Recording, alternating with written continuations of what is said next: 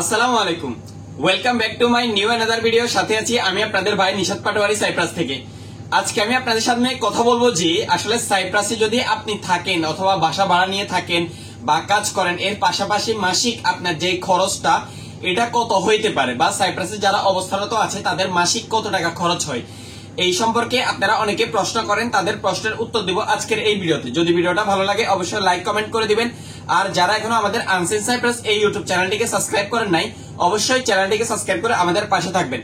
আমরা আপনাদের জন্য কাজ করি, সাইপ্রাসের সমসাময়িক বিষয় আপনারা জানতে চান, সেই বিষয় জানাইতে আপনাদের জন্য আমরা কাজ করি সাইপ্রাস থেকে। সুতরাং আমাদের চ্যানেলটিকে সাবস্ক্রাইব করে আমাদের পাশে থাকবেন। ইনশাআল্লাহ আমরা আপনাদেরকে সব সময় সঠিক তথ্য দেওয়ার চেষ্টা করব। আজকে আমি কথা বলবো যে যারা সাইপ্রাসে অবস্থানরত আছে তাদের আসলে মাসিক কিরকম খরচ হয়, আপনারা অনেকে জানতে চাইছেন।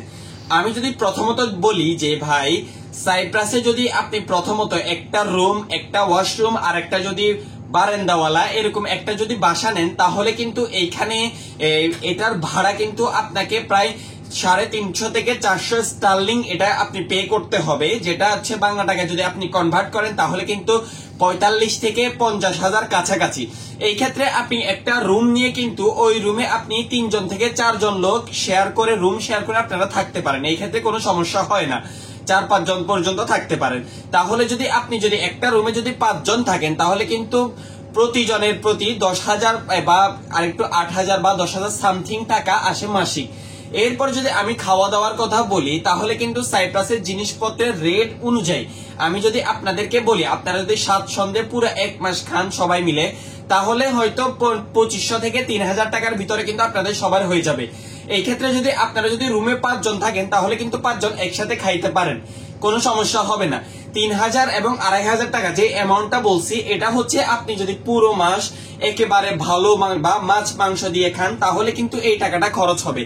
তবে আপনি যদি এই টাকাটা সেভ করে 1500 থেকে 1,000 টাকার ভিতরে কিন্তু পুরো মাসটা চালাই দিতে পারবেন, এতে কোনো সমস্যা হবে না।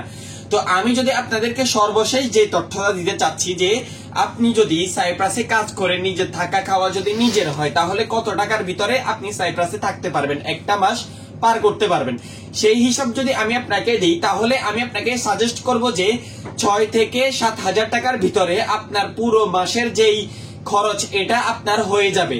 এটা বাংলা টাকার কথা বলতেছি, বাংলা টাকার 6 থেকে 7,000 টাকার ভিতরে আপনার যেই পুরো মাসের যেই খরচ এটা কিন্তু অলরেডি চলে আসবে বা শেষ হয়ে যাবে। যেটা সাইপ্রাসের টাকায় যদি আমরা কনভার্ট করি তাহলে কিন্তু 3 থেকে 4,000 টাকার কাছাকাছি, যেটা বাংলা টাকার 12 থেকে 15,000 টাকার মতো খরচ হইতে পারে আপনার পুরো মাসে।